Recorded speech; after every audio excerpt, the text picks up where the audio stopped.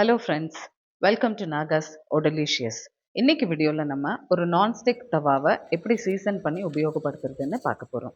இப்போ நான் ஆர்டர் பண்ணியிருக்கிறது வந்து இந்த ப்ரெஸ்டீஜ் கம்பெனிலேருந்து ஜட்ஜ் எவ்ரிடே அப்படின்ற அந்த ஒரு நான்ஸ்டிக் தவா தான் ஆர்டர் பண்ணியிருக்கேங்க. இப்போ இதில் பார்த்தோம் அப்படின்னாக்கா நிறைய அட்வான்டேஜஸ் இருக்கிறதா அவங்க சொல்கிறாங்க. அதாவது கம்மியான எண்ணெய் தேவைப்படும், நல்ல ஒரு எலிகெண்ட்டான ஒரு டிசைனு, க்ளீன் பண்ணுறது ஈஸி, அண்ட் அதுக்கப்புறம் அவங்க கொடுத்துருக்குற அந்த ஹேண்டில் வந்து பேக்லைட் அப்படின்ற ஒரு நல்ல மெட்டீரியலில் பண்ணப்பட்டிருக்குன்னு சொல்கிறாங்க. பட் எவ்வளோ என்ன அட்வர்டைஸ்மெண்ட் கொடுத்தாலுமே கூட பார்த்தோன்னா நான்ஸ்டிக் தவா அப்படின்னாலே ஒரு அன்ஹெல்தி ஆப்ஷன் அப்படின்ற மாதிரி தான் நம்மளுக்கு ஒரு ஒப்பீனியன் இருக்குது. இப்போ இந்த நான்ஸ்டிக் தவா பார்த்தோம் அப்படின்னா இது வந்து ஃபஸ்ட்டு வந்த உடனே நம்ம என்ன பண்ணணும்னா கிச்சன் அந்த சோப் யூஸ் பண்ணி சாஃப்டான ஸ்பஞ்சு அதை வச்சுட்டு நல்லா வாஷ் பண்ணி எடுக்கணும். இப்போ இது எதுக்காகன்னு பார்த்தோன்னாக்கா இந்த ஃபேக்ட்ரி டெப்ரிஸ்ன்னு சொல்லுவாங்க. அதாவது ஃபேக்ட்ரிலேருந்து வரக்கூடிய ப்ராடக்ட்ஸ் எல்லாமே பார்த்தோன்னா ஒன்று தண்ணியில் கலக்கக்கூடிய கெமிக்கல்ஸாக இருக்கலாம், இல்லை எண்ணெயில் கலக்கக்கூடிய கெமிக்கல்ஸாக இருக்கலாம். இது நான்ஸ்டிக் தவா அப்படின்றதுனால கண்டிப்பாக இதில் டெஃப்லான் கோட்டிங் கொடுத்துருப்பாங்க.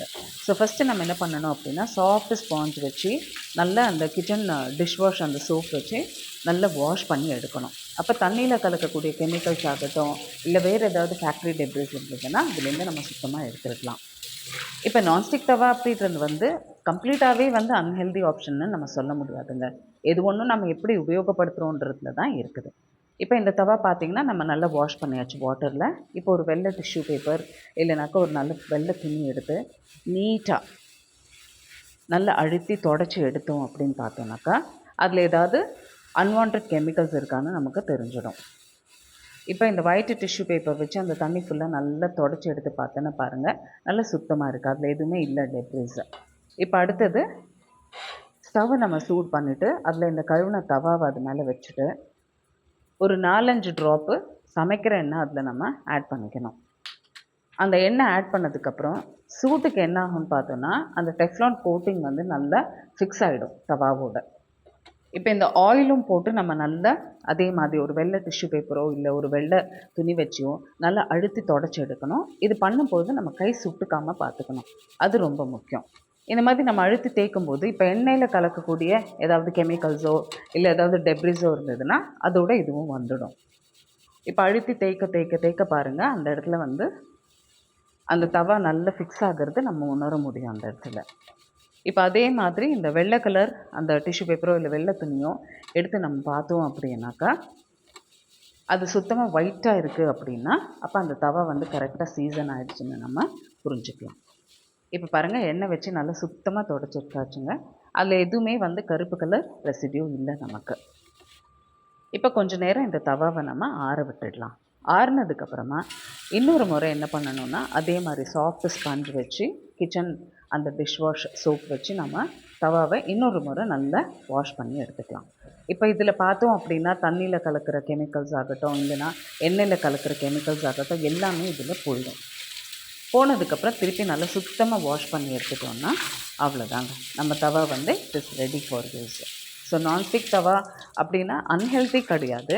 இதில் நம்ம என்ன கேர்ஃபுல்லாக பார்த்துக்கணுன்னா அந்த டெஃப்லான் கோட்டிங் வந்துடுது அப்படின்னா அது நம்ம திருப்பி யூஸ் பண்ணக்கூடாது. டெஃப்லான் கோட்டிங் வராத வரைக்கும் அது வந்து நம்ம தைரியமாக யூஸ் பண்ணலாம்.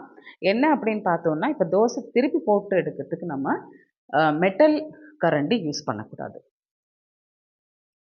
அதாவது மரத்தினால செய்யப்பட்ட உடன் கரண்டி நம்ம தாராளமாக யூஸ் பண்ணிக்கலாம், தோசை கரண்டி.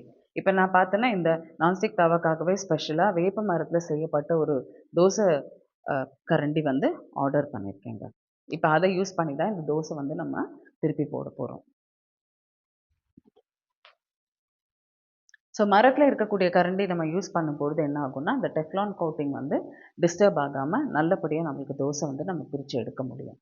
ஸோ நான்ஸ்டிக் தவான்றது டோட்டலி அன்ஹெல்தின்ற மாதிரி நம்ம நினைக்க வேண்டாம். எதுவாக இருந்தாலுமே நம்ம எப்படி உபயோகப்படுத்துகிறோன்றதுல இருக்குது.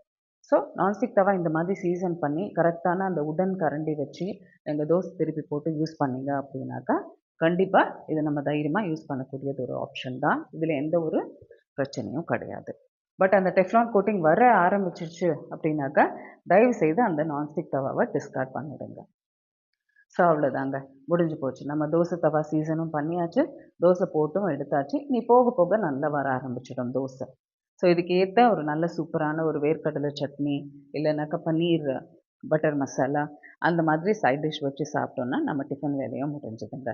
ஸோ இந்த வீடியோ உங்களுக்கு கண்டிப்பாக பிடிச்சிருக்கும்னு நினைக்கிறேன். ஸோ நெக்ஸ்ட் டைம் மீட் பண்ணும்போது இதே மாதிரி ஒரு நல்ல யூஸ்ஃபுல்லான வீடியோவோட உங்களை நான் சந்திக்கிறேன். அது வரைக்கும் தேங்க் யூ ஆல் ஃபார் வாட்சிங் நாகாஸ் ஓடலிஷியஸ் அண்ட் ஓட் டு குக்கிங்.